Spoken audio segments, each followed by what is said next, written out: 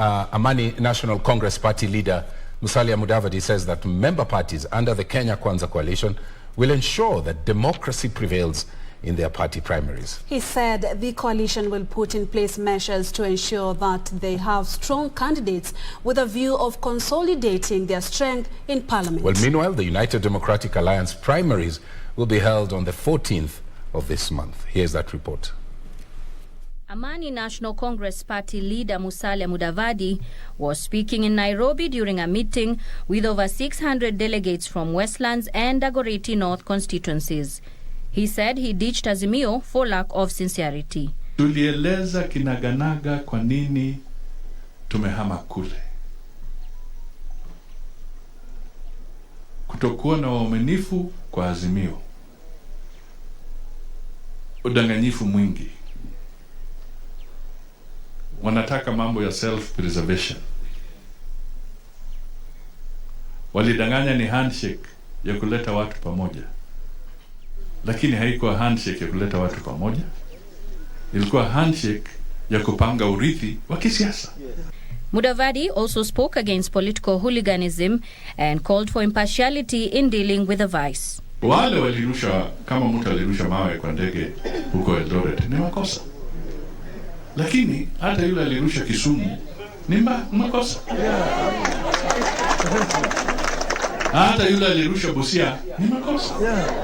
Hata yule alirusha Jakaranda makosa. Hata yule alirusha Kibera makosa. Hata yule alirusha hapa Keno watu wawili wakakufa makosa. Murang'a.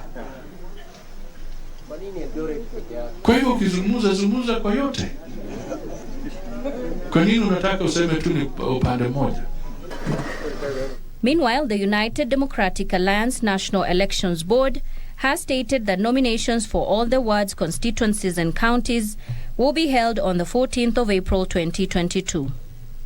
UDA National Elections Board Chairman Anthony Mwaura also ruled out issuance of direct tickets to aspirants and warned aspirants found violating the party's code of conduct that they risk being disqualified. 10th April, aspirants are notified of appointed presiding officers and polling center cracks. On that 10th April, all the people who will be identified to be our presiding officers and the polling centers cracks will be shown to our aspirants. 12th April, training of presiding officers and polling cracks.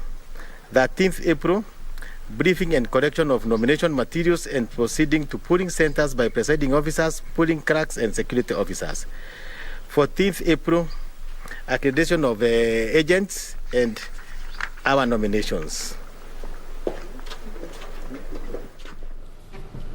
President Uhuru Kenyatta has challenged parliamentarians in the Great Lakes region to champion for peace and a conflict-free area. In his address to the Forum for Parliamentarians from the International Conference of the Great Lakes region, read on his behalf by Interior CS Dr. Fred Matiang'i, the President implored on the representatives to be more proactive and involve the public more in conflict prevention and resolution framework. Now, the parliamentarians drawn from 12 member states are in Kenya for the convention that will last for 3 days. Senate Speaker Ken Lusaka is the president of the forum.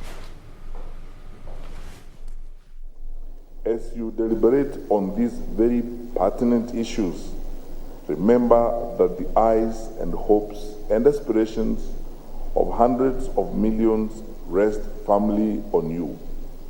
I trust that you shall lead the region into a bright new dawn that is free of conflict, that is bold and responsive to the desire of our people for peace and prosperity, and which breathes life into the unity and common purpose that must be the foundation for our individual and collective peace and security. Our legislatures have a unique role to play by continually addressing the issues of equitable distribution of resources and economic development. Parliamentarians are critical in creating and sustaining the enabling environment that guards against the emergence and escalation of conflict. Kenya is going to have its elections this year in August.